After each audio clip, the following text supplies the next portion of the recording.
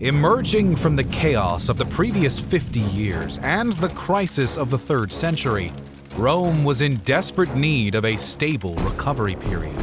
Having been pressed almost to the point of collapse across many fronts, time was required to rebuild her economic and military strength, as well as civilian confidence in the empire's ability to defend its borders. The years 285 to 335 AD would deliver this period of more stable governance and prosperity.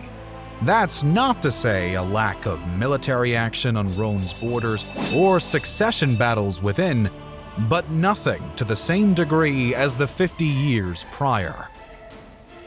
Another transformational change was to occur for the empire during this period: the adoption of Christianity as state religion under Constantine. This would mark a new monotheistic phase of the empire's history, leaving behind the pagan pantheon of gods followed for nearly a millennium, which were entwined with the very fabric of Roman life. The era began with the reign of Diocletian.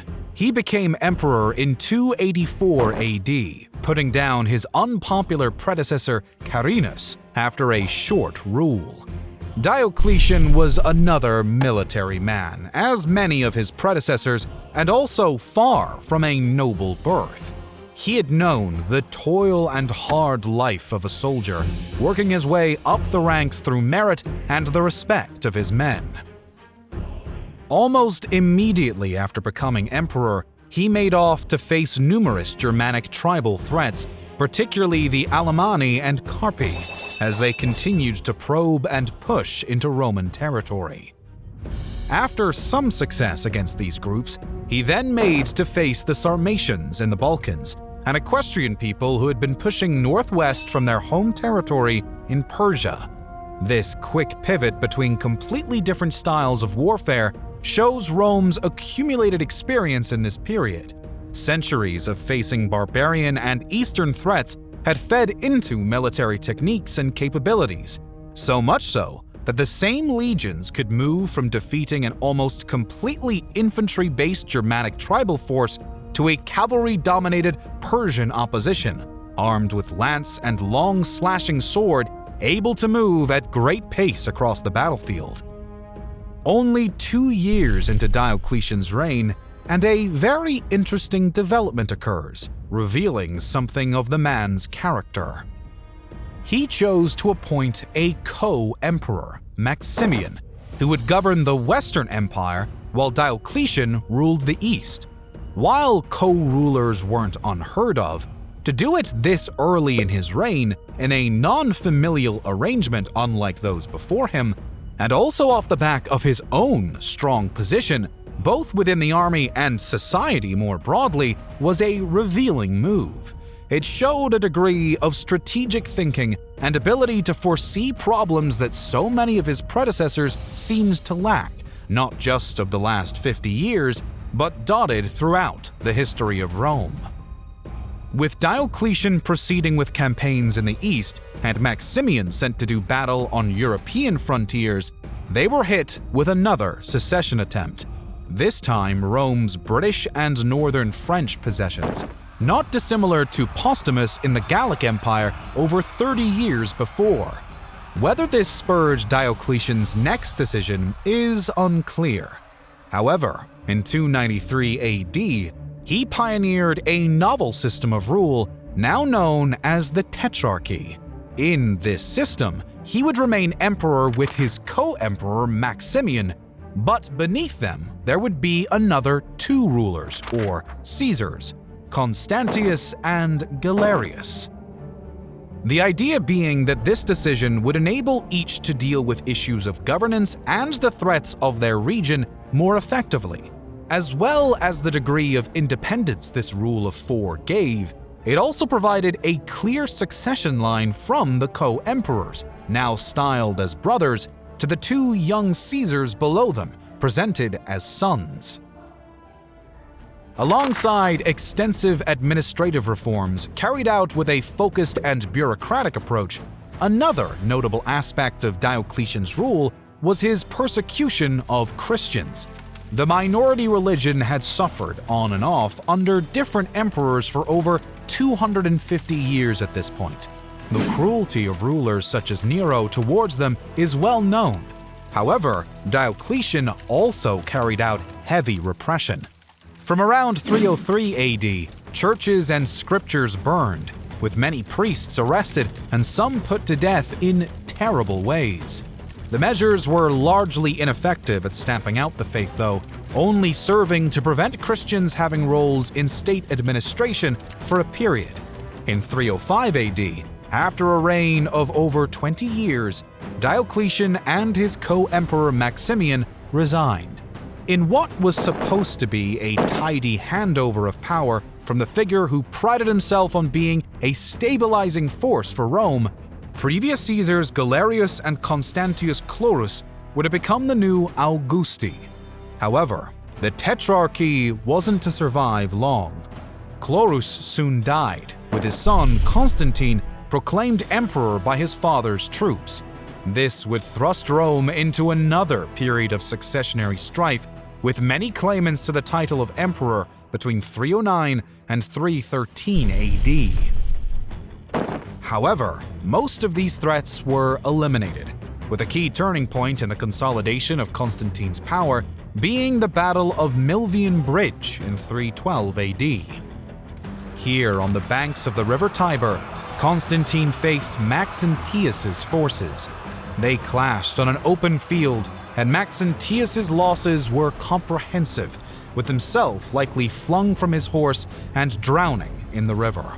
This didn't save him from a humiliating fate, though, with his corpse retrieved by Constantine's men, decapitated, and subsequently paraded around the streets of Rome. Aside from acting as a crucial consolidation of Constantine's power, the battle also marked a key turning point in the religious history of the Roman Empire, and that of Europe as a whole for a millennia to come. It is said by historian Eusebius that while marching to battle, Constantine saw a vision of the cross above the sun with the words, "In this sign, you shall conquer." How much of this vision occurred, or whether a natural phenomena of some sort, matters little. It marked a crossroads in Constantine's religious journey, and that of the empire as a whole. Within a year of the battle, he issued the Edict of Milan in 313 AD, which ended persecution of Christians, allowing them freedom to practice their faith. He also proceeded to centralize a previously quite disparate and autonomous early church. This set the precedent for tight state control over religious affairs, which would eventually morph into the influential organization of the Catholic Church. This was compounded with the Council of Nicaea in 325 AD. Here, an accepted canon was agreed upon, with certain other texts excluded. The Arian controversy and how best to suppress it was also a subject of discussion. This was an ominous forewarning of repression to follow in later centuries of groups such as the Cathars in France who fell outside of accepted orthodoxy. Despite his reign beginning in 306, he wouldn't make his final consolidation until 324 AD, and with it, also finally ending any remnant of the period of co-rules since Diocletian. Constantine had been ruling uneasily alongside Licinius for some years, with the latter in possession of the eastern portion of the empire. However, by 323 AD, things had come to a head. Their fragile truce was called off, and Constantine sought the complete destruction of Licinius. Following a series of clashes, including a naval battle at the same Hellespont crossed by Alexander the Great some 600 years previously, Licinius was finally put down at the Battle of Chrysopolis. Here, the two men met with large forces, around 100,000 soldiers each. Constantine opted for a simple, huge frontal assault. It achieved the desired effect, routing Licinius's troops. The outcome of this large-scale clash between the two was heavy losses of up to 30,000 men for Licinius and his complete loss of power to Constantine, who would govern alone for the rest of his rule. Constantine's long reign would come to an end in 337 AD, with one of his last acts being to receive baptism. He had hoped to be baptized in the River Jordan as he crossed it to mount a new campaign in Persia, much like a crusade, but had been prevented by ill health. He had governed through the periods with challenge since 306 AD. This 31-year reign was an eternity compared to those of the 3rd century, which saw 20 emperors in 50 years, the same combined length of just Diocletian and Constantine's rule. With his passing, the Roman Empire was in a completely different position to 285 AD. It now had a new state religion, a huge metropolis and eastern power hub in Constantinople, as well as a modernized taxation and bureaucratic system thanks to the work of Constantine and Diocletian. While there would be some successionary tension, ultimately, rule would remain with his family until 350 AD.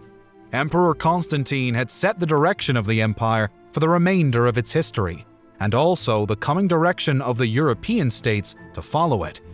The centralized Catholic Church, of which he played no small part in creating, would act as the dominant spiritual and social force throughout the region for more than a millennia.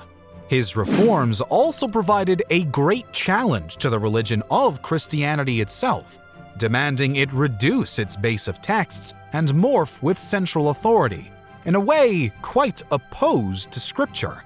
This was the beginning of a messy process by which religion was merged with state and the mechanisms of power.